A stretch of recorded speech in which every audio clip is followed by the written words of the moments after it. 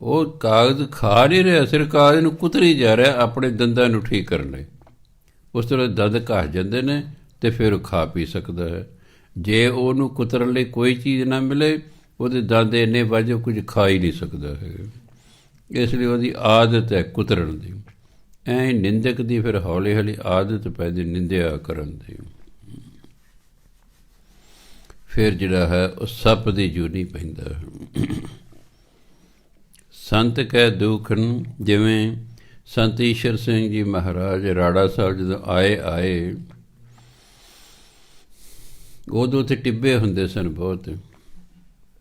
ਟਿੱਬਿਆਂ 'ਤੇ ਉਹਨਾਂ ਨੇ ਆਪਣੇ ਝੌਂਪੜੀਆਂ ਪਾਈਆਂ ਹੋਈਆਂ ਸਨ। ਹੌਲੀ ਹੌਲੀ ਕੁਝ ਸੇਵਕ ਹੋ ਗਏ ਜੀ, ਜਿਹੜੇ ਸੇਵਾ 'ਤੇ ਲੱਗ ਗਏ। ਇੱਕ ਜਦੋਂ ਸਵੇਰੇ ਸਿਮਰਨ 'ਤੇ ਬੈਠਦੇ ਨੇ, ਇੱਕ ਸੱਪ ਉਹਨਾਂ ਦੇ ਕੋਲ ਆ ਜਾਂਦਾ, ਕੋਈ ਦੂਰੀ 'ਤੇ ਉਹ ਵੀ ਬੈਠ ਜਾਂਦਾ ਹੈ। ਇੱਕ ਦਿਨ, 2 ਦਿਨ, 3 ਦਿਨ ਸੇਵਾਦਾਰ ਨੇ ਵੇਖਿਆ ਕਿਤੇ ਡਾਂਗ ਹੀ ਨਾ ਮਾਰੇ, ਸੱਪ ਆ ਜਾਂਦਾ। ਉਹ ਸੰਤ ਈਸ਼ਰ ਸਿੰਘ ਮਹਾਰਾਜ ਨੂੰ ਕਹਿੰਦੇ ਜੀ ਅਸੀਂ ਸੱਪ ਨੂੰ ਮਾਰ ਦਈਏ ਵੀ ਕਿਤੇ ਡਾਂਗ ਹੀ ਨਾ ਮਾਰਦੇ। ਕਹਿੰਦੇ ਨਹੀਂ ਇਹਨੇ ਕੁਝ ਦਿਨਾਂ ਬਾਅਦ ਆਪੇ ਮਰ ਜਾਣਾ ਹੈ, ਕੁਛ ਨਹੀਂ ਕਹਿਣਾ ਉਹਨੂੰ। ਕੁਝ ਦਿਨਾਂ ਬਾਅਦ ਸੱਪ ਉੱਥੇ ਬੈਠਾ ਬੈਠਾ ਮਰ ਗਿਆ ਹੈ। ਸੇਵਕ ਪੁੱਛਦੇ ਜੀ ਇਹ ਕੌਣ ਸੀ? ਕਹਿੰਦੇ 6ਵੇਂ ਪਾਤਸ਼ਾਹ ਇਸ ਜਗ੍ਹਾ 'ਤੇ ਆਏ ਸਨ। ਆਲੇ ਦੁਆਲੇ ਦੇ ਪਿੰਡਾਂ ਵਾਲਿਆਂ ਨੇ ਕੀ ਕੀਤਾ, ਇਸ ਦਰੱਖਤ ਦੇ ਹੇਠਾਂ ਉਹਨਾਂ ਦਾ ਪਲੰਗ ਲਾ ਤਾ, ਬਿਸਤਰਾ ਬੁਸਤਰਾ ਵਿਛਾਤਾ ਹੈ ਵੀ ਗੁਰੂ ਮਹਾਰਾਜ ਆ ਕੇ ਤੇ ਬੈਠਣਗੇ ਪਲੰਗ 'ਤੇ। ਇਹ ਇਸ ਇਲਾਕੇ ਦਾ ਚੌਧਰੀ ਸੀ 6ਵੇਂ ਪਾਤਸ਼ਾਹ ਵੇਲੇ। ਇਹਨੂੰ ਹੰਕਾਰ ਬੜਾ ਸੀ, ਇਹ ਆਪ ਆ ਕੇ ਬੈੱਡ 'ਤੇ ਬਹਿ ਗਿਆ। ਸੇਵਕ ਜਿਹੜੇ ਸਨ ਲੋਕ ਕਹਿੰਦੇ ਭਾਈ ਇਹ ਤਾਂ ਅਸੀਂ ਗੁਰੂ ਮਹਾਰਾਜ ਨੇ ਰੱਖਿਆ, ਤੁਸੀਂ ਨਾ ਬੈਠੋ, ਅਸੀਂ ਤੁਹਾਨੂੰ ਹੋਰ ਡਾਹ ਦਿੰਦੇ। ਕਹਿੰਦਾ ਗੁਰੂ ਕੋਈ ਸਮਾਨੋਂ ਡਿੱਗਿਆ, ਕੋਈ ਬਹੁਤਾ ਵੱਡਾ, ਮੈਂ ਤਾਂ ਇਸੇ 'ਤੇ ਬੈਠੂੰਗਾ।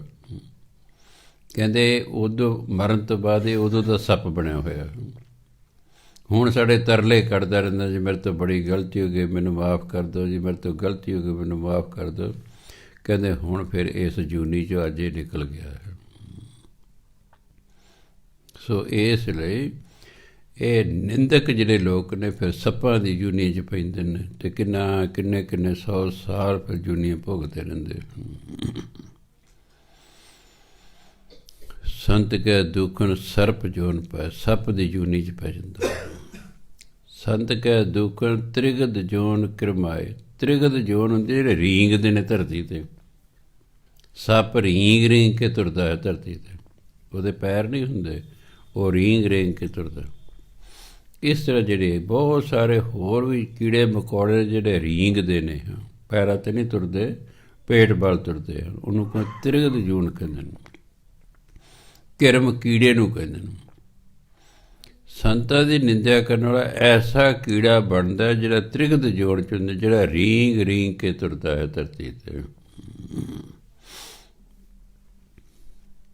ਸੰਤ ਕਹਿ ਦੁਖਨ ਤ੍ਰਿਸ਼ਨਾ ਮੈਂ ਚਲ, ਜਿਹੜਾ ਸੰਤ ਦਾ ਨਿੰਦਕ ਹੈ ਉਹਦੇ ਅੰਦਰ ਹਮੇਸ਼ਾ ਕੋਈ ਨਾ ਕੋਈ ਤ੍ਰਿਸ਼ਨਾ ਰਹਿੰਦੀ ਹੈ, ਸੜਦਾ ਰਹਿੰਦਾ। ਉਹ ਇੱਛਾ ਪੂਰੀ ਹੁੰਦੀ ਨਹੀਂ, ਉਹ ਸੜਦਾ ਰਹਿੰਦਾ। ਕਿਉਂਕਿ ਜੇ ਤਾਂ ਇੱਛਾ ਪੂਰੀ ਹੋ ਜਾਏ ਫਿਰ ਤਾਂ ਨਿਬੜਿਆ ਕੰਮ। ਇੱਛਾ ਪੂਰੀ ਨਾਮ ਜਪਣ ਤੋਂ ਬਿਨਾਂ ਹੁੰਦੀ ਨਹੀਂ ਹੈਗੀ, ਉਹ ਫਿਰ ਸੜਦਾ ਬਲਦਾ ਰਹਿੰਦਾ। ਇੱਛਾ ਪੂਰੀ ਨਹੀਂ, ਇੱਛਾ ਹੈ, ਇੱਛਾ ਪੂਰੀ ਨਹੀਂ ਹੋ ਰਹੀ, ਕੁਦਰਤੀ ਗੱਲ ਹੈ। ਇੱਛਾ ਜਦੋਂ ਪੈਦਾ ਹੁੰਦੀ ਹੈ, ਜਿੰਨਾ ਚਿਰ ਪੂਰੀ ਨਾ ਉਹਨਾਂ ਚਿਰ ਬੰਦਾ ਦੁਖੀ ਰਹਿੰਦਾ ਹੈ। ਤਾਂ ਇੱਕ ਦੀ ਇੱਛਾਵਾਂ ਹੀ ਸਾਡੇ ਦੁੱਖਾਂ ਦਾ ਕਾਰਨ ਹਨ। ਇਹ ਸੰਸਾਰ ਦੁੱਖਾਂ ਦਾ ਘਰ ਹੈ। ਸਾਡੀਆਂ ਇੱਛਾਵਾਂ ਤ੍ਰਿਸ਼ਨਾਵਾਂ ਹੀ ਦੁੱਖਾਂ ਦਾ ਕਾਰਨ ਹਨ। ਅਤੇ ਗੁਰਬਾਣੀ ਕਹਿੰਦੀ ਜਿੰਨਾ ਚਿਰ ਨਾਮ ਨਹੀਂ ਜਪਦਾ ਉਹਨਾਂ ਚਿਰ ਤ੍ਰਿਸ਼ਨਾ ਖਤਮ ਨਹੀਂ ਹੁੰਦੀ। ਤਾਂ ਕਿ ਤ੍ਰਿਸ਼ਨਾ ਵਿਰਲੇ ਹੀ ਕੀ ਬੁੱਝੀ ਹੈ, ਕਿਸੇ ਵਿਰਲੇ ਟਾਵੇਂ ਦੀ ਤ੍ਰਿਸ਼ਨਾ ਖਤਮ ਹੁੰਦੀ ਹੈ। ਪ੍ਰਭ ਕੈ ਸਿਮਰਨ ਤ੍ਰਿਸ਼ਨਾ ਬੁਝੈ, ਸਿਮਰਨ ਕਰਨਾ ਤ੍ਰਿਸ਼ਨਾ ਹੀ ਖਤਮ ਹੋ ਜਾਂਦੀ। ਨਾ ਤ੍ਰਿਸ਼ਨਾ ਰਹੀ ਨਾ ਦੁੱਖ ਰਿਹਾ। ਕਿਉਂਕਿ ਦੁੱਖ ਤੇ ਤਾਂ ਖਤਮ ਜਾਂ ਤੇ ਤ੍ਰਿਸ਼ਨਾ ਪੂਰੀ ਹੋ ਜਾਏ ਜਾਂ ਖਤਮ ਹੋ ਜਾਏ। ਇਸ ਲਈ ਕਹਿੰਦੇ ਸੰਤਨ ਕਹਿ ਦੁਖਣ ਤ੍ਰਿਸ਼ਨਾ ਮੈਂ ਜਲ, ਸੰਤਾਂ ਦੀ ਨਿੰਦਿਆ ਕਰਨਾ ਮਨੁੱਖ ਤ੍ਰਿਸ਼ਨਾਵਾਂ 'ਚ ਸੜਦਾ ਰਹਿੰਦਾ।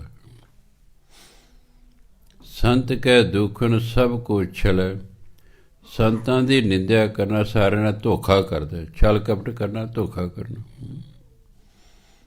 ਇੱਕ ਜਿਹੜਾ ਇੱਕ ਵਧੀਆ ਇਨਸਾਨ ਦੀ ਨਿੰਦਿਆ ਕਰ ਸਕਦਾ, ਉਹ ਤੁਹਾਨੂੰ ਕਿੱਥੋਂ ਛੱਡੇਗਾ? ਉਹ ਤੁਹਾਡੇ ਨਾਲ ਵੀ ਧੋਖਾ ਕਰੇਗਾ। ਚਲੇ ਧੋਖਾ ਕਰਨਾ, ਹਰ ਇੱਕ ਨਾਲ ਉਹ ਧੋਖਾ ਕਰਦਾ। ਸੰਤ ਕੈ ਦੁਖਣ ਤੇਜ ਸਭ ਜਾਏ। ਮੰਨ ਲਓ ਕਿਸੇ ਬੰਦੇ ਦਾ ਪਹਿਲਾਂ ਬੜਾ ਤਪ ਤੇਜ ਹੈ, ਜੇ ਉਹ ਸੰਤਾਂ ਦੀ ਨਿੰਦਿਆ ਕਰ ਲੱਗੇ, ਸਾਰਾ ਤਪ ਤੇਜ ਹੀ ਖਤਮ ਹੋ ਜਾਂਦਾ ਹੈ। ਇੱਥੋਂ ਤੱਕ ਬਾਣੀ ਦੀ ਕਹੇ, ਜੇ ਸੰਤਾਂ ਦੀ ਨਿੰਦਿਆ ਕਰੇ ਰਾਜ ਤੇ ਹੀਨ, ਉਹਦਾ ਕੋਈ ਸਮਝਦਾ ਰਾਜ ਹੀ ਖਤਮ ਹੋ ਜਾਂਦਾ ਹੈ, ਉਸ ਤੋਂ ਰਾਜ ਖੋਹ ਲਿਆ ਜਾਂਦਾ ਹੈ, ਕੋਈ ਹੋਰ ਰਾਜਾ ਬਣ ਜਾਂਦਾ ਹੈ। ਬਸ ਖੋਹ ਹੀ ਲਿਆ ਨਾ, 3-4 ਮਹੀਨੇ ਰਹਿੰਦੇ ਸੀ, ਹਲੇ ਰਾਜ ਹੀ ਖੋਹ ਲਿਆ। ਦਾਤ ਦੇ ਰੰਗ ਨੇ ਹੱਥਾਂ 'ਚ ਗੁਟਕੇ ਲੈ ਕੇ ਸੌਹਾਂ ਖਾਣੀਆਂ, ਫਿਰ ਰਾਜ ਤੇ ਜਾਣਾ ਹੀ ਜਾਣਾ। ਐਵੇਂ ਥੋੜ੍ਹਾ, ਕਿੰਨੀ ਵੱਡੀ ਗਲਤੀ ਹੈਗੀ। ਇਸ ਤਰ੍ਹਾਂ ਰਾਜ ਖਤਮ ਨਹੀਂ। ਸੰਤ ਕੈ ਦੁਖਣ ਤੇਜ ਸਭ ਜਾਏ। ਸੰਤਾਂ ਦੀ ਨਿੰਦਿਆ ਕਰਨਾ, ਸਾਰਾ ਤਪ ਤੇਜ ਹੀ ਬੰਦੇ ਦਾ ਖਤਮ ਹੋ ਜਾਂਦਾ। ਸੰਤ ਕੈ ਦੁਖਣ ਨੀਚ ਨੀਚਾਏ। ਨੀਚ ਨੀਚਾਏ ਅਤੀ ਨੀਚ, ਨੀਚਾਂ 'ਚੋਂ ਅਤੀ ਨੀਚ। ਸੰਤਾਂ ਦੀ ਨਿੰਦਿਆ ਕਰਨਾ ਬੰਦਾ ਅਤੀ ਨੀਚ ਹੋ ਜਾਂਦਾ, ਘਟੀਆ ਹੋ ਜਾਂਦਾ। ਜਦੋਂ ਆਪਾਂ ਕਿਸੇ ਘਟੀਆ ਬੰਦੇ ਕਿ ਚਲੋ ਨੀਚਾ ਹੈ। ਸੰਤ ਦੋਖੀ ਕਾ ਥਾਂ ਕੋ ਨਾਹੀਂ। ਜਿਹੜਾ ਸੰਤਾਂ ਦੀ ਨਿੰਦਿਆ ਕਰਨਾ ਹੈ, ਇਹਦੇ ਲਈ ਕੋਈ ਥਾਂ ਰਹਿਣ ਨੂੰ ਨਹੀਂ ਮਿਲਦਾ, ਕੋਈ ਟਿਕਾਣਾ ਪੱਕਾ ਨਹੀਂ ਮਿਲਦਾ। ਇਹ ਜੰਮਦਾ ਮਰਦਾ ਰਹਿੰਦਾ ਹੈ, ਕਦੇ ਕਿਸੇ ਜੂਨੀ ਕਦੇ ਕਿਸੇ ਜੂਨੀ, ਕੋਈ ਥਾਂ ਟਿਕਾਣਾ ਪੱਕਾ ਨਹੀਂ ਮਿਲਦਾ ਇਸ ਨੂੰ। ਨਾਨਕ ਸੰਤ ਭਾਵੈ ਤਾਂ ਓਏ ਪੀ ਗਤ ਪਾਹੇ। ਓਏ ਜਿਹੜਾ ਹੈ ਬਹੁਵਚਨ ਹੈ, ਇਸ ਲਈ ਪਾਹੇ ਨਹੀਂ ਪੜ੍ਹਨਾ, ਪਾਹੀ। ਜੇ ਹੁੰਦਾ ਉਹ, ਊੜੇ ਦਾ ਮੂੰਹ ਖੁੱਲ੍ਹਾ, ਹਾਹੇ ਨੂੰ ਔਕੜਨ ਦਾ ਉਹ, ਫਿਰ ਇੱਕ ਵਚਨ ਹੋਣਾ ਸੀ। ਓਏ ਜਿਹੜਾ ਸ਼ਬਦ ਹੈ ਇਹ ਬਹੁਵਚਨ ਹੈ। ਹੁਣ ਕਿਉਂਕਿ ਓਏ ਬਹੁਵਚਨ, ਇਸ ਲਈ ਪਾਹੇ ਵੀ ਬਹੁਵਚਨ ਹੋਏਗਾ। ਪਾਹੇ ਬੋਲਾਂਗੇ ਇੱਕ ਵਚਨ ਹੈ, ਪਾਹੇ ਬੋਲਾਂਗੇ ਬਹੁਵਚਨ। ਹਾਂ, ਪਰ ਜੇ ਸੰਤ ਚਾਹੇ ਤਾਂ ਜਿਹੜੇ ਨਿੰਦਕ ਨੇ ਨਾ, ਵੀ ਗਤ ਪਾਏ, ਉਹਨਾਂ ਦੀ ਵੀ ਗਤੀ ਹੋ ਜਾਂਦੀ ਹੈ, ਉਹ ਵੀ ਮੁਕਤ ਹੋ ਜਾਂਦੇ। ਸੰਤ ਕਾ ਨਿੰਦਕ ਮਹਾਂ ਅਤ ਤਾਈ। ਜਿਹਨੂੰ ਅੱਤਵਾਦੀ ਕਹਿੰਦੇ ਨੇ, ਕੀ ਯਾਰ ਇਹਨੇ ਅੱਤ ਚੁੱਕੀ ਹੋਈ ਹੈ। ਜਿਹੜਾ ਲੋਕਾਂ ਨੂੰ ਬਹੁਤ ਜ਼ਿਆਦਾ ਤੰਗ ਕਰੇ, ਜਿਹੜਾ ਲੋਕਾਂ 'ਤੇ ਜ਼ੁਲਮ ਕਰੇ, ਦੁਖੀ ਕਰੇ, ਉਹਨੂੰ ਅੱਜ ਦੇ ਸ਼ਬਦਾਂ 'ਚ ਅੱਤਵਾਦੀ ਵੀ ਕਹਿੰਦੇ ਨੇ। ਅਤੇ ਧਰਮ ਅਨੁਸਾਰ ਅੱਤ ਤਾਈ ਹੈ, ਵੀ ਅੱਤ ਚੁੱਕੀ ਹੋਈ ਹੈ। ਸੰਤਾਂ ਦੀ ਨਿੰਦਿਆ ਕਰਨ ਵਾਲਾ ਤਾਂ ਇਸ ਤਰ੍ਹਾਂ ਜਿਵੇਂ ਬੜੀ ਅੱਤ ਚੁੱਕੀ ਹੋਵੇ, ਬੜਾ ਅੱਤਵਾਦੀ ਹੋਵੇ। ਸੰਤ ਕਾ ਨਿੰਦਕ ਖਿਨ ਟਿਕਣ ਨਾ ਪਾਏ। ਸੰਤਾਂ ਦਾ ਜਿਹੜਾ ਨਿੰਦਕ ਹੁੰਦਾ, ਉਹਦਾ ਮਨ ਇੱਕ ਸੈਕਿੰਡ ਲਈ ਵੀ ਨਹੀਂ ਟਿਕਦਾ, ਉਹਨੂੰ ਚੈਨ ਨਹੀਂ ਆਉਂਦੀ, ਬੇਚੈਨ ਰਹਿੰਦਾ ਹੈ, ਬੇਚੈਨ ਰਹਿੰਦਾ। ਭਾਵੇਂ ਸੰਤ ਜਿਹੜਾ ਹੈ ਕੋਈ ਸ਼ਰਾਪ ਨਹੀਂ ਦਿੰਦੇ ਸਿੱਖ ਧਰਮ 'ਚ, ਪਰ ਪਰਮਾਤਮਾ ਨਾਰਾਜ਼ ਹੋ ਜਾਂਦਾ। ਸੰਤਨ ਦੁੱਖ ਪਾਏ ਤੇ ਦੁਖੀ, ਸੁਖ ਪਾਏ ਸਾਧਨ ਕੇ ਸੁਖੀ। ਦਸਮ ਪਾਤਸ਼ਾਹ ਕਹਿੰਦੇ, ਜੇ ਸੰਤ ਸੁਖੀ ਹੈ ਰੱਬ ਸੁਖੀ ਹੈ, ਸੰਤ ਦੁਖੀ ਹੈ ਰੱਬ ਦੁਖੀ ਹੈ। ਇਸ ਲਈ ਜਿਹੜਾ ਸੰਤਾਂ ਨੂੰ ਦੁਖੀ ਕਰਦਾ ਹੈ, ਪਰਮਾਤਮਾ ਉਹਦੇ ਨਾਲ ਨਾਰਾਜ਼ ਹੋ ਜਾਂਦਾ। ਹੁਣ ਜਿਸ ਬੰਦੇ ਨਾਲ ਪਰਮਾਤਮਾ ਹੀ ਨਾਰਾਜ਼ ਹੋ ਜਾਏ, ਉਹਦਾ ਫਿਰ ਕੌਣ ਵਾਲੀ ਵਾਰਸ ਹੈ। ਇਸ ਲਈ ਉਹਦੇ ਮਨ ਨੂੰ ਸ਼ਾਂਤੀ ਆਉਣ ਹੀ ਨਹੀਂ ਦਿੰਦਾ ਪਰਮਾਤਮਾ, ਖਿਨ ਟਿਕਣ ਨਾ ਪਾਏ। ਸੰਤ ਕਾ ਨਿੰਦਕ ਮਹਾਂ ਹਤਿਆਰਾ। ਹਤਿਆਰਾ ਹੁੰਦਾ ਹੱਤਿਆ ਕਰਨ ਵਾਲਾ, ਦੂਜਿਆਂ ਨੂੰ ਮਾਰਨ ਵਾਲਾ। ਸੰਤ ਦਾ ਨਿੰਦਕ ਤਾਂ ਐਸਾ ਜੋ ਬਹੁਤ ਵੱਡਾ ਹਥਿਆਰਾ ਹੈ, ਬਹੁਤ ਲੋਕਾਂ ਨੂੰ ਮਾਰਨ ਵਾਲਾ ਹੈ।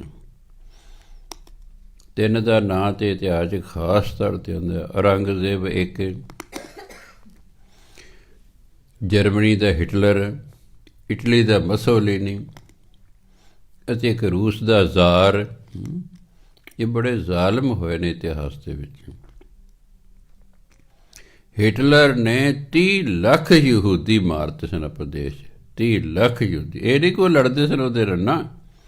ਕਹਿੰਦਾ ਤੁਸੀਂ ਈਸਾ, ਤੁਹਾਡੇ ਵੱਡੇ ਵਡੇਰੇ ਨੇ ਈਸਾ ਮਸੀਹ ਨੂੰ ਸੂਲੀ 'ਤੇ ਟੰਗਿਆ ਸੀ, ਇਸ ਲਈ ਤੁਹਾਨੂੰ ਮੈਂ ਸਾਰਿਆਂ ਨੂੰ ਜਰਮਨੀ 'ਚ ਮਾਰ ਦੇਣਾ ਹੈ।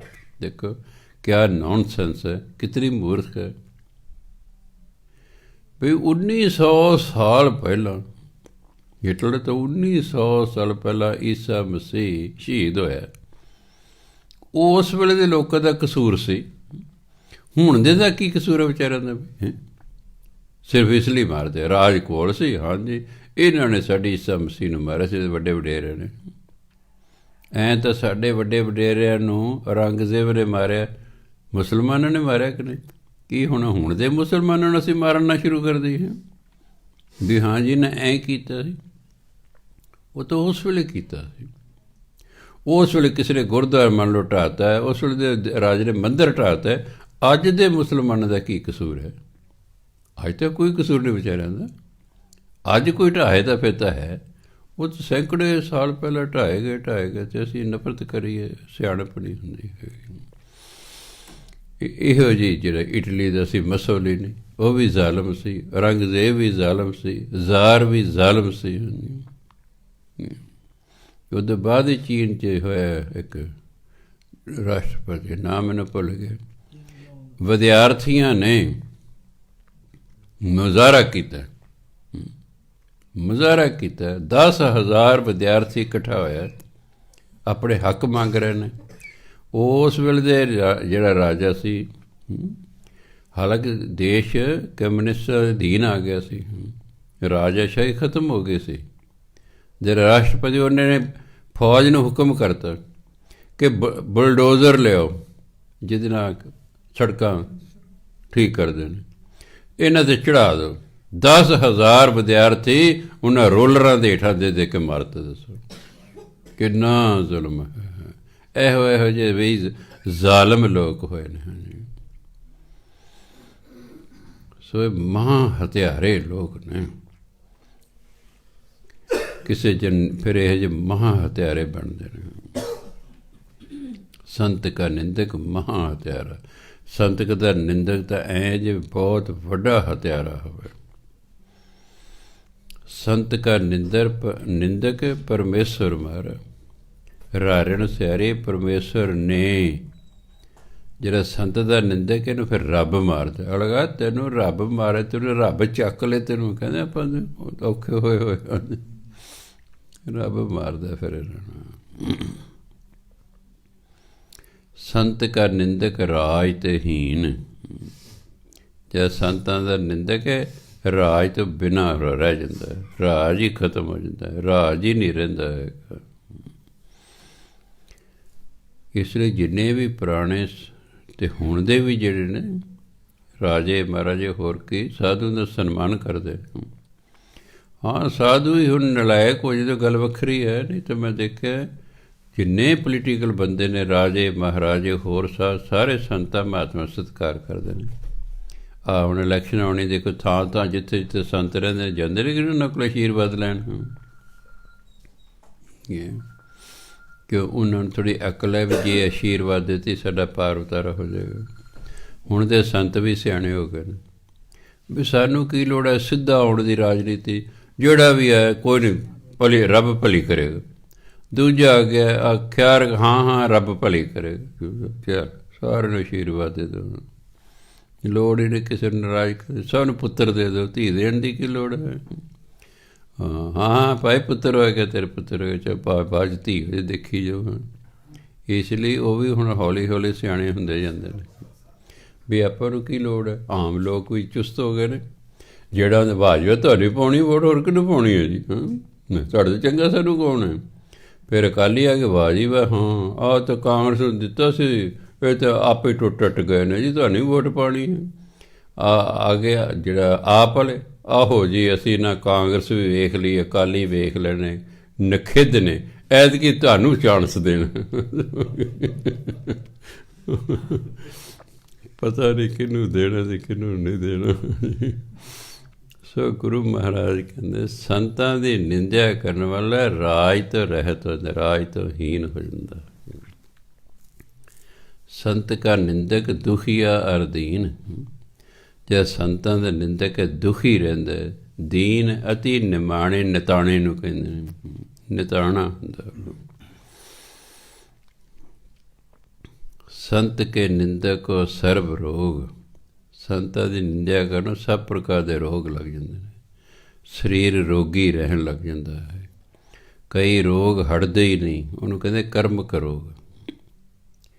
ਕੁਝ ਰੋਗ ਐਸੇ ਨੇ ਆਪਾਂ ਦਵਾਈ ਖਾਧੀ 5 ਦਿਨ 10 ਦਿਨ ਮਹੀਨਾ 2 ਮਹੀਨੇ 'ਚ ਹਟ ਜਾਂਦੇ ਨੇ। ਕਈ ਰੋਗ ਸਾਰੀ ਉਮਰ ਹੀ ਰਹਿੰਦੇ ਨੇ। ਕਿਸੇ ਨੂੰ ਸ਼ੂਗਰ ਹੋ ਜਾਏ ਸਾਰੀ ਉਮਰ ਹੀ ਰਹੂ, ਬਲੱਡ ਪ੍ਰੈਸ਼ਰ ਹੋਏ ਸਾਰੀ ਉਮਰ ਹੀ ਰਹੂ। ਕਈ ਰੋਗ ਨੇ ਹਟਦੇ ਹੀ ਨਹੀਂ ਹੈਗੇ। ਇਹਨਾਂ ਨੂੰ ਧਰਮ ਕਹਿੰਦੇ ਕਰਮਕ ਰੋਗ ਨੇ, ਵੀ ਐਸਾ ਕਰਮ ਲੰਮਾ ਕੀਤਾ ਸੀ ਹੁਣ ਨਹੀਂ ਖੜਾ ਛੁੱਟਦਾ ਲੱਗਾ ਹੈ। ਇਸ ਤਰ੍ਹਾਂ ਜੇ ਨਿੰਦਿਆ ਕਰਨ ਵਾਲੇ ਨੇ ਫਿਰ ਇੱਕ ਅੱਧਾ ਨਹੀਂ, ਪਤਾ ਹੀ ਨਹੀਂ ਕਿੰਨੇ ਕੁ ਰੋਗ ਇਹਨਾਂ ਨੂੰ ਕਹਿੰਦੇ ਲੱਗ ਜਾਂਦੇ ਨੇ। ਸੰਤ ਕੇ ਨਿੰਦਕ ਕੋ ਸਦਾ ਵਿਯੋਗ। ਵਿਯੋਗ ਹੁੰਦਾ ਵਿਛੋੜਾ। ਸੰਤਾਂ ਦੇ ਨਿੰਦਕ ਦਾ ਪਰਮਾਤਮਾ ਦਾ ਸਦਾ ਹੀ ਵਿਛੋੜਾ ਪਿਆ ਰਹਿੰਦਾ। ਇਹਨਾਂ ਦਾ ਕਦੇ ਪਰਮਾਤਮਾ ਨਾਲ ਮੇਲ ਹੀ ਨਹੀਂ ਹੁੰਦਾ, ਇਹ ਵਿਛੜੇ ਰਹਿੰਦੇ ਨੇ। ਯਾਦ ਰੱਖੋ ਅਸੀਂ ਕਿਉਂ ਦੁਖੀ ਹਾਂ? ਸਾਡੇ ਕੋਲ ਸਭ ਕੁਛ ਹੈ, ਵਿਆਹੇ ਵਰੇ ਬਾਲ ਬੱਚੇ ਘਰ ਘਾਟ ਸਭ ਕੁਛ ਹੈ, ਇਸ ਦੇ ਬਾਵਜੂਦ ਮਨੁੱਖ ਦੁਖੀ ਹੈ।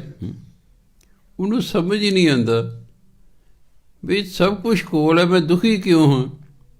ਉਹ ਰੱਬ ਤੋਂ ਵਿਛੜਿਆ ਹੋਇਆ ਹੈ, ਇਸ ਲਈ ਦੁਖੀ ਹੈ। ਵਿਛੋੜੇ ਵਿੱਚ ਹਮੇਸ਼ਾ ਹੀ ਦੁੱਖ ਹੁੰਦਾ ਹੈ, ਇਸ ਲਈ ਉਹ ਫਿਰ ਵਿਛੋੜੇ 'ਚ ਹੀ ਰਹਿੰਦਾ ਸਦਾ, ਫਿਰ ਦੁਖੀ ਰਹਿੰਦਾ ਹੈ। ਉਹਦਾ ਪਰਮਾਤਮਾ ਨਾਲ ਕਦੇ ਮੇਲ ਹੀ ਨਹੀਂ ਹੁੰਦਾ। ਜਿਉਂ ਜਿਉਂ ਅਸੀਂ ਪਰਮਾਤਮਾ ਨੂੰ ਭੁੱਲਦੇ ਜਾਵਾਂਗੇ ਉਸ ਤੋਂ ਦੂਰ ਹੁੰਦੇ ਜਾਵਾਂਗੇ। ਜਿਉਂ ਜਿਉਂ ਪਰਮਾਤਮਾ ਦੂਰ ਹੁੰਦੇ ਜਾਵਾਂਗੇ ਦੁਖੀ ਹੁੰਦੇ ਜਾਵਾਂਗੇ। ਜਿੰਨੀ ਜ਼ਿਆਦਾ ਦੂਰੀ ਉਨੇ ਜ਼ਿਆਦਾ ਦੁੱਖ। ਜਿੰਨੇ ਦੁਖੀ ਲੋਕ ਬਾਹਰਲੇ ਦੇਸ਼ਾਂ ਦੇ, ਨਾਸਤਿਕ ਦੇਸ਼ਾਂ ਦੇ, ਇੰਨੇ ਹਿੰਦੁਸਤਾਨ ਦੇ ਦੁਖੀ ਨਹੀਂ ਹੈਗੇ। ਬਾਹਰ ਤਾਂ ਨੇਰੇ ਦੁੱਖ ਹੀ ਦੁੱਖ ਹੈ। ਬੜਾ ਕੁਛ ਕੋਲ ਹੈ ਫਿਰ ਵੀ ਦੁਖੀ ਦੇ ਦੁਖੀ ਨਹੀਂ।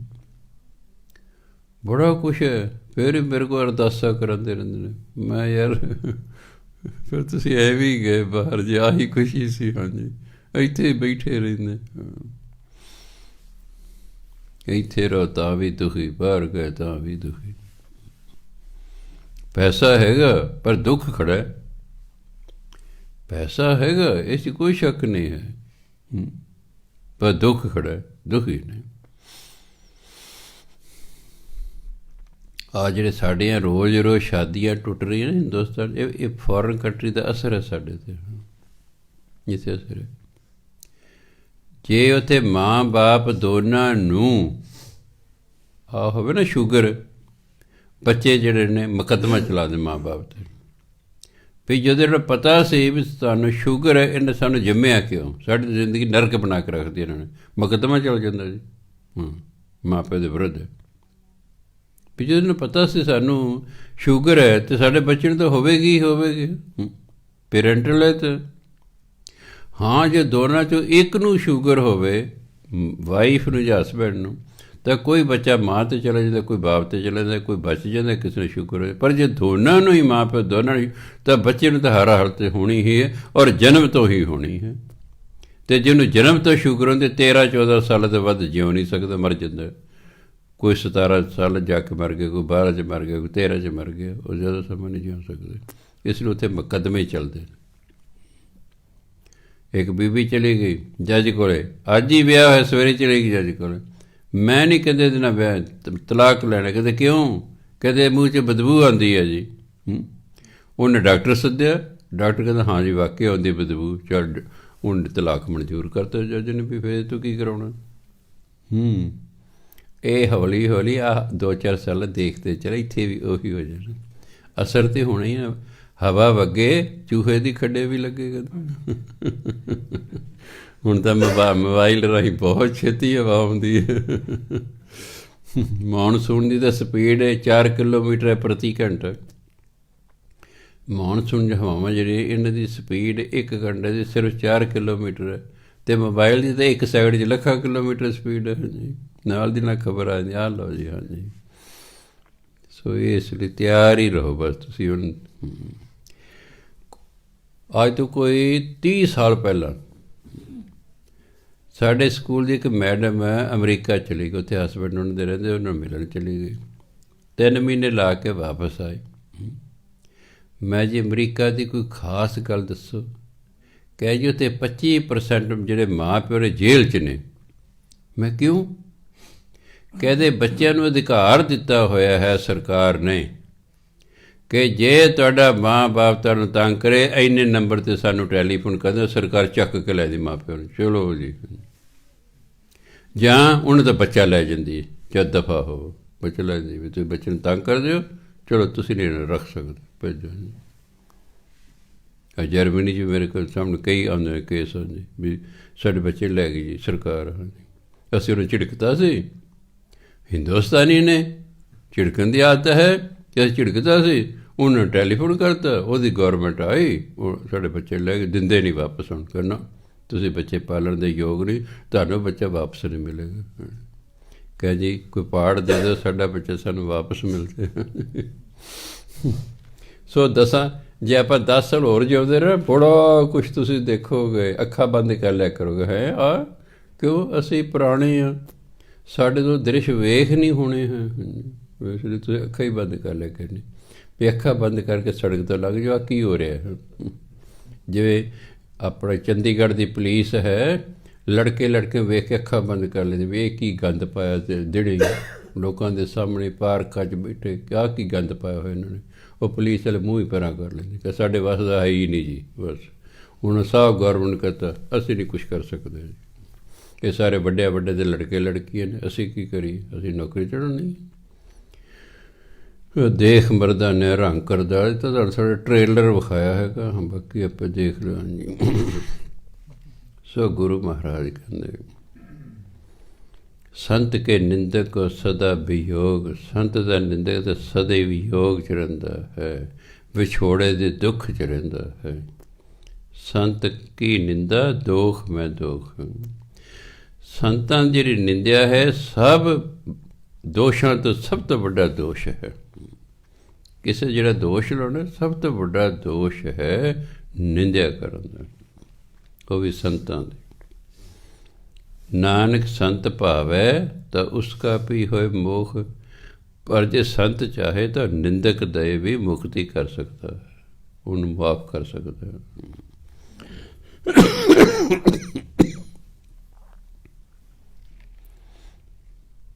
ਸੰਤ ਕਾ ਦੋਖੀ ਸਦਾ ਅਪਵਿੱਤ, ਪੂਰਾ ਸ਼ਬਦ ਅਪਵਿੱਤਰ, ਉਸ ਤੋਂ ਛੋਟਾ ਬਣਾਇਆ ਅਪਵਿੱਤ।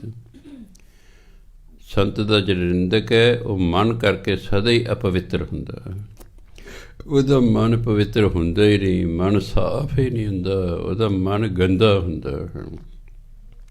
ਕਿਉਂ? ਨਿੰਦਿਆ ਕਰਕੇ ਮਨ ਮੈਲਾ ਹੋ ਜਾਂਦਾ ਬੰਦੇ ਦਾ। ਸੰਤ ਕਾ ਦੋਖੀ ਕਿਸੇ ਕਾ ਨਹੀਂ ਮਿੱਤ, ਸੰਤਾਂ ਦੀ ਨਿੰਦਿਆ ਕਰਨ ਵਾਲਾ ਕਿਤੇ ਮਿੱਤਰ ਨਹੀਂ ਹੁੰਦਾ, ਉਹਨੂੰ ਆਪਣਾ ਮਿੱਤਰ ਨਹੀਂ ਸਮਝ ਲੈਣਾ।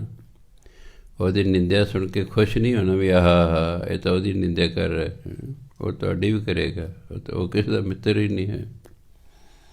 ਜਿਹੜਾ ਕਿਸੇ ਨੂੰ ਕੁਛ ਕਹਿ ਹੀ ਨਹੀਂ ਰਿਹਾ, ਭਲਾ ਪੁਰਸ਼ ਹੈ, ਤੁਸੀਂ ਉਹਦੀ ਨਿੰਦਿਆ ਕਰਦੇ ਹੋ, ਫਿਰ ਤੁਹਾਨੂੰ ਕਿੱਥੇ ਛੱਡੇਗਾ।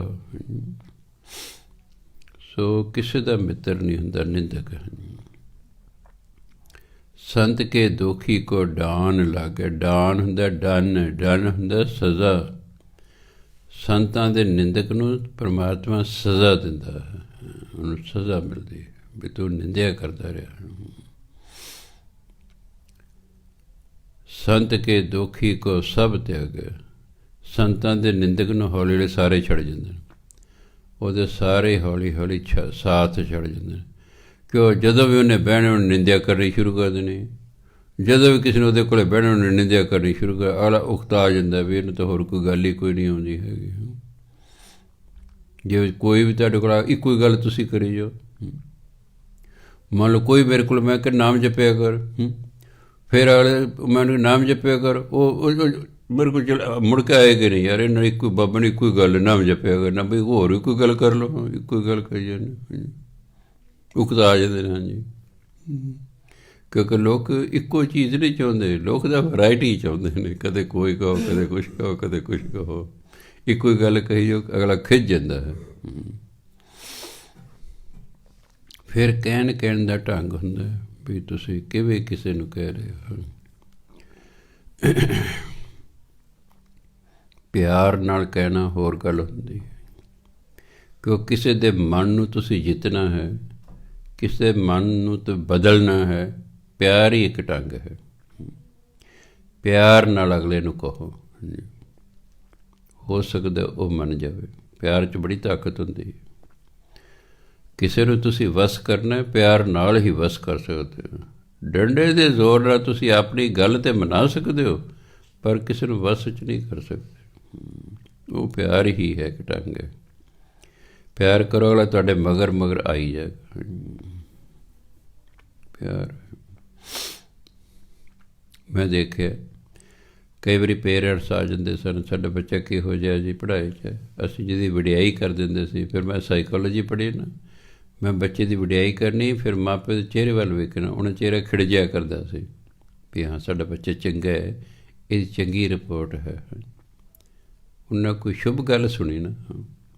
ਇਸ ਲਈ ਜੇ ਕਿਸੇ ਨੂੰ ਤੁਸੀਂ ਬਦਲਣਾ ਹੈ ਤਾਂ ਉਹਦਾ ਇੱਕੋ ਹੀ ਢੰਗ ਹੈ, ਉਹਨੂੰ ਪਿਆਰ ਨਾਲ ਸਮਝਾਉਣਾ ਪਏਗਾ, ਪਿਆਰ ਨਾਲ ਕਹਿਣਾ ਪਏਗਾ।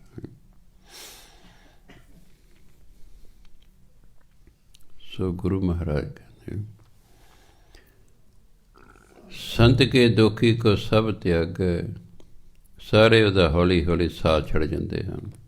ਸੰਤ ਕਾ ਦੋਖੀ ਮਹਾ ਅਹੰਕਾਰੀ, ਇਹਨੂੰ ਪੜ੍ਹਨਾ ਅਹੰਕਾਰੀ। ਇਹ ਹੰਕਾਰੀ ਦਾ ਵਿਰੋਧੀ। ਜੇ ਪੜ੍ਹੋਗੇ ਨਾ ਅਹੰਕਾਰੀ, ਉਹ ਹੰਕਾਰੀ ਦਾ ਵਿਰੋਧੀ ਹੋ ਜਾਏਗਾ, ਵੀ ਹੰਕਾਰੀ ਨਹੀਂ ਹੈ। ਇਹ ਸੰਸਕ੍ਰਿਤ ਦਾ ਸ਼ਬਦ ਹੈ, ਇਹਦਾ ਉਚਾਰਨ ਹੈ ਅਹੰਕਾਰੀ। ਆੜੇ ਨੂੰ ਦਲਾਵਾਂ ਨਾਲ ਬਿੰਦੀ, ਹਾਹਾ, ਜਿਹੜੀ ਹਾਹੇ ਦੀ ਟਿੱਪੀ ਹੈ ਦਲਾਵੇਂ ਦੇ ਨਾਲ ਜਾ ਕੇ ਬਿੰਦੀ ਬਣ ਜਾਂਦੀ ਹੈ। ਅਹੰਕਾਰੀ, ਜਿਹਨੂੰ ਆਪਾਂ ਪੰਜਾਬੀ ਕਹਿੰਦੇ ਹੰਕਾਰੀ, ਆਪਾਂ ਹੰਕਾਰੀ ਕਹਿੰਦੇ। ਸੰਤਾਂ ਦੀ ਨਿੰਦਿਆ ਕਰਨ ਦਾ ਬੜਾ ਹੰਕਾਰੀ ਹੁੰਦਾ ਹੈ। ਕਿਉਂ ਹੰਕਾਰ ਹੁੰਦਾ ਤਾਂ ਹੀ ਨਿੰਦਿਆ ਕਰਦਾ ਹੈ। ਜੇ ਆਪਣਾ ਹੰਕਾਰ ਹੀ ਨਹੀਂ, ਜੇ ਬੰਦਾ ਆਪਣੇ ਅੰਦਰ ਝਾਤੀ ਮਾਰੇ, ਮੇਰੇ 'ਚ ਯਾਰ, ਮੇਰੇ 'ਚ ਤਾਂ ਆਪ ਨੁਕਸ ਨੇ, ਮੈਂ ਕਿਸੇ ਨੂੰ ਕਹਿੰਦਾ ਕੀ ਚੰਗਾ ਲੱਗਦਾ, ਅਗਲਾ ਕਰਦਾ ਹੀ ਨਹੀਂ ਹੈ। ਸੋ ਹੰਕਾਰੀ ਜਿਹੜੇ ਬੰਦੇ ਨੇ ਇਹੀ ਨਿੰਦਿਆ ਕਰਦੇ ਹੁੰਦੇ। ਹਾਂ, ਪੋਲੀਟੀਕਲ ਬੰਦਿਆਂ ਦਾ ਨਿੰਦਿਆ ਕੀਤੇ ਬਿਨਾਂ ਸਰਦਾ ਨਹੀਂ, ਇਹ ਇਹਨਾਂ ਦੀ ਮਜਬੂਰੀ ਹੈ। ਇਹਨਾਂ ਨੇ ਭਾਵੇਂ ਦੂਜੀ ਪਾਰਟੀ ਕਿੰਨੀ ਵੀ ਚੰਗੀ, ਇਹਨਾਂ ਨੇ ਨਿੰਦਿਆ ਕਰਨੀ ਤਾਂ ਇਹਨਾਂ ਨੂੰ ਵੋਟ ਮਿਲੇਗੀ। ਇਹਨਾਂ ਦੀ ਮਜਬੂਰੀ ਹੈ। ਇਹਨਾਂ ਦੇ ਪਾਪ ਇਸ ਲਈ ਚੜ੍ਹਦਾ ਸਿਰ ਹੈ ਵੀ ਇਹ ਦੂਜੇ ਦੀ ਨਿੰਦਿਆ ਕਰ, ਦੂਜੇ ਇਹਨਾਂ ਦੀ ਕਦੇ ਹਿਸਾਬ ਬਰਾਬਰ ਹੋ ਜਾਂਦਾ, ਇਹਨਾਂ ਦਾ ਤਾਂ ਹਿਸਾਬ ਬਰਾਬਰ ਹੋ ਜਾਂਦਾ। ਹੁਣ ਸੰਤ ਨੇ ਤਾਂ ਕੋਈ ਕੁਛ ਕਹਿਣਾ ਨਹੀਂ ਅਤੇ ਤੁਸੀਂ ਉਹਨੂੰ ਕਹਿਤਾ ਅਤੇ ਚੜ੍ਹ ਗਏ ਨਾ ਭਾਰ। ਉਹ ਭਾਰ ਹੀ ਭਾਰ ਚੜ੍ਹਦਾ ਰਹਿੰਦਾ। ਪੋਲੀਟੀਕਲ ਬੰਦੇ ਸਿਰ 'ਤੇ ਕੋਈ ਭਾਰ ਨਹੀਂ ਚੜ੍ਹਦਾ। ਅਕਾਲੀ ਨੇ ਨਿੰਦਿਆ ਕਰਦੀ, ਕਾਂਗਰਸ ਦੀ, ਕਾਂਗਰਸ ਕਰਦੀ ਅਕਾਲੀ, ਦਾ ਹਿਸਾਬ ਬਰਾਬਰ ਹੋ ਗਿਆ, ਹਿਸਾਬ ਬਰਾਬਰ ਹੋ ਗਿਆ।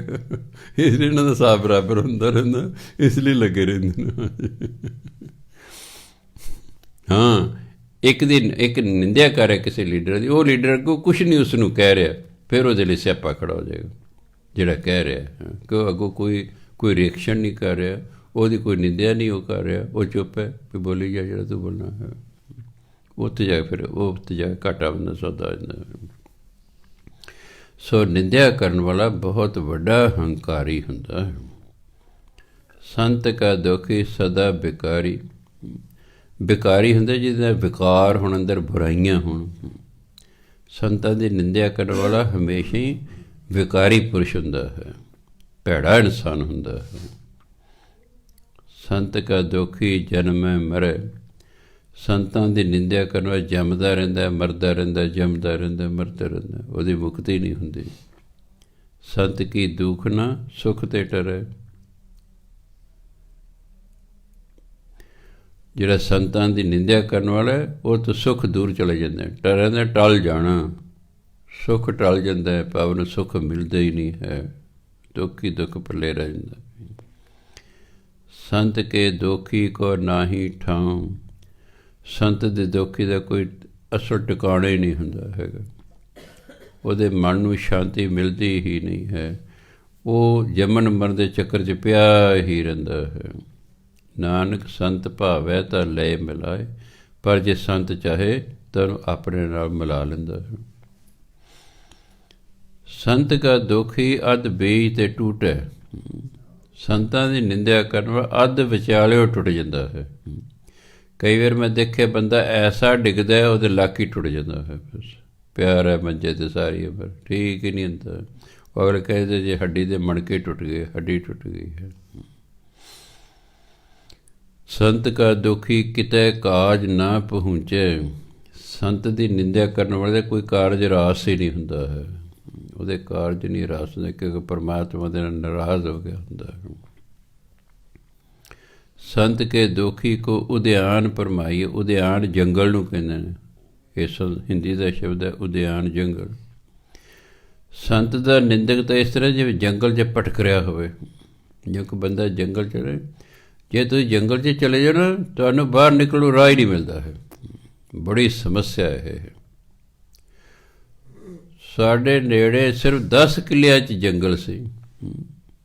ਇੱਕ ਦਿਨ ਮੈਨੂੰ ਪਤਾ ਮੈਂ ਜੰਗਲ 'ਚ ਚਲਿਆ ਗਿਆ ਜੀ, ਮੈਨੂੰ ਤਾਂ ਬਾਹਰ ਨਿਕਲੋ ਰਾਹ ਨਾ ਮਿਲੇ, ਕਦੇ ਕਿਸੇ ਪਾਸੇ ਨੂੰ ਜਾਵਾਂ, ਕਦੇ ਕਿਸੇ ਪਾਸੇ ਨੂੰ ਜਾਵਾਂ। ਅਚਾਨਕ ਮੈਨੂੰ ਸੁੱਝ ਗਿਆ, ਮੈਂ ਦਰਖਤ 'ਤੇ ਚੜ੍ਹ ਗਿਆ।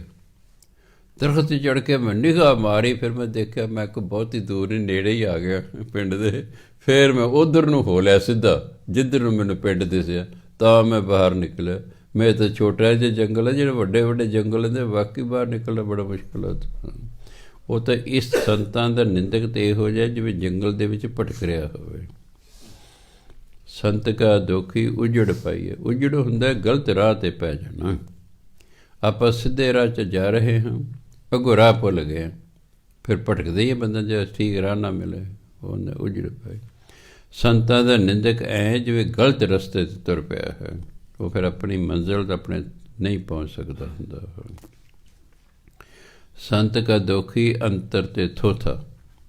ਅੰਦਰੋਂ ਖਾਲੀ ਹੁੰਦਾ, ਜਿਵੇਂ ਥੋਥਾ ਚਨਾ ਬਾਜਿਆ ਗਣਾ। ਹਿੰਦੀ ਵਾਲੇ ਕਹਿੰਦੇ ਥੋਥਾ ਚਨਾ ਬਾਜਿਆ ਗਣਾ। ਜਿਹੜੇ ਅੰਦਰ ਘੁਣ ਖਾ ਜਾਂਦੇ ਨੇ, ਕੀੜਾ ਖਾ ਛੋਲੇ ਅੰਦਰ ਲੱਗ ਗਿਆ ਹੈਗਾ, ਉਹ ਫਿਰ ਖੜਕਾਓ ਜ਼ਿਆਦਾ ਖੜਕਦੇ ਨਾ। ਜਿਵੇਂ ਖਾਲੀ ਕੜਾ ਜ਼ਿਆਦਾ ਖੜਕਦਾ ਹੈ, ਖਾਲੀ ਕੜਕਾ ਰਤੀ ਉਹ ਕਰੋ, ਠੋਲਾ ਮਾਰੋ, ਉਹ ਜ਼ਿਆਦਾ ਬੋਲੇਗਾ, ਭਰਿਆ ਹੋਇਆ ਉਸੇ ਘੱਟ ਬੋਲੇਗਾ। ਇਸ ਤਰ੍ਹਾਂ ਹੈ। ਸੋ ਜਿਹੜਾ ਸੰਤਾਂ ਦਾ ਦੁਖੀ ਹੈ, ਨਿੰਦਕ ਹੈ, ਐ ਸਮਝੋ ਅੰਦਰੋਂ ਖੋਖਲਾ ਹੈ, ਅੰਦਰੋਂ ਥੋਥਾ ਹੈ। ਜਿਉਂ ਸਾਸ ਬਿਨਾਂ ਮਿਰਤਕ ਹੀ ਲੋਥਾ। ਮਿਰਤਕ ਡੈਡ ਬੋਡੀ ਨੂੰ ਕਹਿੰਦੇ, ਲਾਸ਼ ਨੂੰ ਕਹਿੰਦੇ। ਲੋਥਾ ਵੀ ਲਾਸ਼ ਹੁੰਦੇ, ਮਰੇ ਹੋਏ ਦੀ।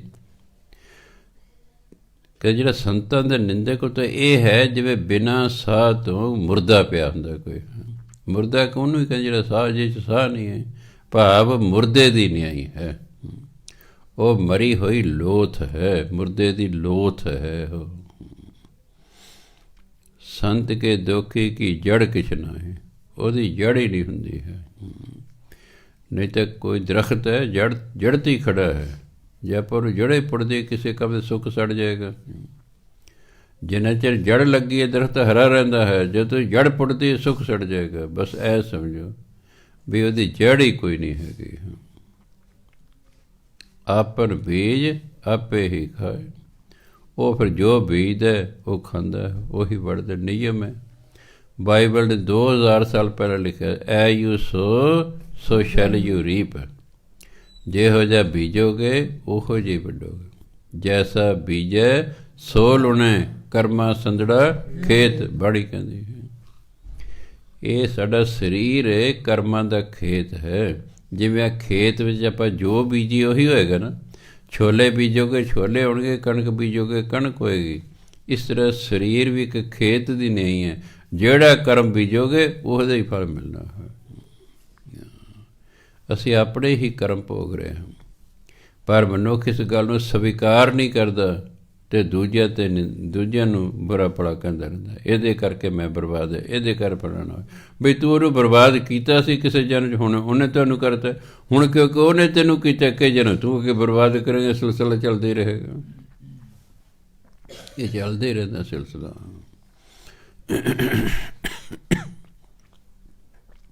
ਜਿਵੇਂ ਸਦਨਾ ਇੱਕ ਸਾਈ ਸੀ, ਇਤਿਹਾਸ 'ਚ ਹੁੰਦਾ ਹੈ, ਜਿਹਦੀ ਬਾਣੀ ਵੀ ਸ਼੍ਰੀ ਗੁਰੂ ਗ੍ਰੰਥ ਦਰਜ ਹੈ। ਉਹ ਜਿਹੜਾ ਹੈ ਮੀਟ ਵੇਚਿਆ ਕਰਦਾ ਸੀ। ਚਲੋ ਜੀ, ਰਾਤ ਨੂੰ ਸਾਰਾ ਉਹਨੇ ਦਿਨ ਛਿਪਣ ਦਾ ਮੀਟ ਵੇਚਦਾ ਹੈ। ਰਾਜੇ ਦੇ ਘਰ ਕੋਈ ਪ੍ਰਾਹੁਣੇ ਆ ਗਏ, ਕੋਈ ਜਗੀਰਦਾਰ ਸੀ, ਉਹਦੇ ਘਰ ਪ੍ਰਾਹੁਣੇ ਆ ਗਏ। ਉਹਨੇ ਆਪਣਾ ਨੌਕਰ ਭੇਜਿਆ ਵੀ ਜਾ ਉਸ ਤੋਂ ਜੀ ਵੀ ਕਿਲੋ ਮੀਟ ਲੈ ਕੇ ਆ, ਉਹ ਕਹਿੰਦਾ ਵੀ ਬੱਕਰੇ ਤਾਂ ਸਾਰੇ ਵਿਕ ਗਏ ਨੇ, ਮਰਿਆ ਹੋਇਆ ਤਾਂ ਮਾਰਿਆ ਤਾਂ ਬੱਕਰਾ ਤਾਂ ਕੋਈ ਹੈ ਨਹੀਂ, ਮੀਟ ਤਾਂ ਹੈ ਨਹੀਂ, ਮੈਂ ਕਿੱਦਾਂ ਦੇਵਾਂ। ਹੁਣ ਜਾ ਕੇ ਕਹਿਤਾ, ਉਹ ਕਹਿੰਦਾ ਤੂੰ ਜਿਉਣਾ ਕਿ ਤੇਰੇ ਟੋਟੇ ਕਰਾਵਾਂ, ਮੈਨੂੰ ਨਹੀਂ ਪਤਾ, ਜਿੱਥੇ ਮਰਜ਼ੀ ਦੇ ਸਿਰ ਮੀਟ ਦੇ। ਉਹ ਚਾਕੂ ਲੈ ਕੇ, ਛੁਰਾ ਲੈ ਕੇ ਬੱਕਰੇ ਦਾ ਪੱਟ 'ਚੋਂ ਕੱਢਣ ਲੱਗਿਆ ਵੀ ਪੱਟ 'ਚੋਂ ਮੈਂ ਕਿਲੋ ਮੀਟ ਕੱਢ ਲੈਣਾ। ਅਤੇ ਧਰਮ ਕਹਿੰਦਾ, ਬੱਕਰਾ ਬੋਲਿਆ, ਐ ਸਦਨੇ ਬਹੁਤ ਜਨਮ ਹੋ ਗਏ, ਕਦੇ ਤੂੰ ਕਸਾਈ ਅਤੇ ਮੈਂ ਬੱਕਰਾ, ਅਤੇ ਕਦੇ ਮੈਂ ਕਸਾਈ ਅਤੇ ਤੂੰ ਬੱਕਰਾ, ਪਰ ਜੋ ਤੂੰ ਅੱਜ ਕਰਨ ਲੱਗਾ ਇਹ ਤਾਂ ਕਦੇ ਨਹੀਂ ਇਸ ਤਰ੍ਹਾਂ ਕੀਤਾ। ਬਸ ਉੱਥੇ ਹੀ ਉਹਨੇ ਛੁਰੀ ਸੁੱਟਤੀ ਅਤੇ ਸੰਤ ਬਣ ਗਏ। ਬਾਅਦ 'ਚ ਬਸ ਘਰ-ਬਾਰ ਛੱਡ ਕੇ ਸੰਤ ਬਣ ਗਏ। ਇਹ ਹਿਸਾਬ ਕਿਤਾਬ ਹੁੰਦਾ ਰਹਿੰਦਾ। ਕਹਿੰਦਾ ਬੜੇ ਜਨਮ ਹੋ ਗਏ ਨੇ, ਕਦੇ ਤੂੰ ਕਸਾਈ ਅਤੇ ਮੈਂ ਬੱਕਰਾ, ਅਤੇ ਕਦੇ ਮੈਂ ਕਸਾਈ ਅਤੇ ਤੂੰ ਬੱਕਰਾ ਬਣਦੇ ਰਿਹਾ, ਪਰ ਜੋ ਤੂੰ ਕਰਨ ਲੱਗਾ ਇਹ ਨਹੀਂ ਕਦੇ ਕੀਤੀ। ਇਹ ਨਹੀਂ ਕੀਤੀ ਵੀ ਜਿਉਂਦੇ ਦੇ ਪੱਟ 'ਚ ਮਾਸ ਕੱਢ ਲਓ। ਬਸ ਐਸਾ ਮਨ 'ਤੇ ਅਸਰ ਹੋਇਆ ਹੋਵੇ। ਸੋ ਇਹ ਕਰਮ ਨੇ। ਬੰਦਾ ਬੀਜਦਾ ਰਹਿੰਦਾ, ਭੋਗਦਾ ਰਹਿੰਦਾ, ਭੋਗਦਾ ਰਹਿੰਦਾ, ਬੀਜਦਾ ਰਹਿੰਦਾ, ਬੀਜਦਾ ਰਹਿੰਦਾ, ਭੋਗਦਾ ਰਹਿੰਦਾ। ਭੋਗੇ ਬਿਨ ਭਾਗੇ ਨਹੀਂ, ਕਰਮ ਗਤੀ ਬਲਵਾਨ। ਇਹ ਭੋਗਣ ਤੋਂ ਬਿਨਾਂ ਖੈਰ ਨਹੀਂ ਛੱਡਦਾ। ਹਾਂ, ਕੋਈ ਸੰਤ ਮਹਾਤਮਾ ਗੁਰੂ ਕਿਰਪਾ ਕਰ ਦਿਓ, ਗੱਲ ਵੱਖਰੀ ਹੈ। ਉਹ ਤਾਂ ਫਿਰ ਪਿਛਲੇ ਔਗਣ ਬਖਸ਼ ਲਏ, ਪ੍ਰਭ ਆਗੇ ਮਾਰਗ ਪਾਵੇ, ਤਾਂ ਫਿਰ ਉਹਦੀ ਮਰਜ਼ੀ ਹੈ, ਉਹ ਸਭ ਕੁਛ ਕਰ ਸਕਦਾ ਹੁੰਦਾ ਹੈ। ਇਸ ਲਈ ਕਹਿੰਦੇ ਆਪਨ ਬੀਜ ਆਪੇ ਹੀ ਖਾਏ, ਆਪ ਹੀ ਬੀਜਦਾ ਆਪ ਹੀ ਫਿਰ ਖਾਂਦਾ ਹੈ। ਸੰਤ ਕੇ ਦੋਖੀ ਕੋ ਅਵਰ ਨਾ ਰਾਖਣ ਹਾਰ। ਸੰਤ ਦੇ ਦੋਖੀ ਨੂੰ, ਨਿੰਦਕ ਨੂੰ ਕੋਈ ਵੀ ਰੱਖਣ ਨੂੰ ਤਿਆਰ ਨਹੀਂ, ਉਹਦਾ ਕੋਈ ਬਚਾਅ ਨਹੀਂ ਕਰਨ ਵਾਲਾ। ਨਾਨਕ ਸੰਤ ਭਾਵੈ ਤਾਂ ਲਏ ਉਬਾਰ, ਪਰ ਜਿਸ ਸੰਤ ਦੀ ਉਹ ਨਿੰਦਿਆ ਕਰਦਾ ਰਹੇ, ਜੇ ਉਹ ਚਾਹੇ ਤਾਂ ਉਹਦਾ ਭਲਾ ਕਰ ਸਕਦਾ ਹੈ, ਉਹਦਾ ਭਲਾ ਕਰ ਸਕਦਾ ਹੈ। ਸੋ ਸਤਿਕਾਰਯੋਗ ਸਾਧ ਸੰਗਤ ਜੀ, ਦੇਖੋ ਕਿੰਨਾ ਮਾੜਾ ਕਰਮ ਹੈ ਨਿੰਦਿਆ ਕਰਨ ਦਾ। ਸਾਰੀ ਅਸ਼ਟਪਦੀ ਇਸ 'ਤੇ ਹੈ ਵੀ ਕਿੰਨੇ ਦੁੱਖ ਸਹਿਣੇ ਪੈਂਦੇ ਨੇ ਜਿਹੜੇ ਸੰਤਾਂ ਦੀ ਨਿੰਦਿਆ ਕਰਦੇ ਨੇ। ਇਸ ਲਈ ਭਲੇ ਪੁਰਸ਼ਾਂ ਦੀ ਨਿੰਦਿਆ ਨਹੀਂ ਕਰੀਦੀ ਹੁੰਦੀ। ਜਿਸ ਨੂੰ ਆਪਾਂ ਪਰਸਨਲੀ ਨਹੀਂ ਨਾ ਵੇਖਿਆ, ਕਦੇ ਸੁਣੇ ਸੁਣਾਈ ਗੱਲ ਕਰਕੇ ਨਿੰਦਿਆ ਨਹੀਂ ਕਿਸੇ ਦੀ ਕਰਨੀ ਚਾਹੀਦੀ। ਇਸ ਲਈ ਖਿਆਲ ਰੱਖਣਾ। ਅੱਗੇ ਤੋਂ ਸਮਾਂ ਹੋ ਗਿਆ। ਵਾਹਿਗੁਰੂ ਜੀ ਕਾ ਖਾਲਸਾ, ਵਾਹਿਗੁਰੂ ਜੀ ਕੀ ਫਤਿਹ।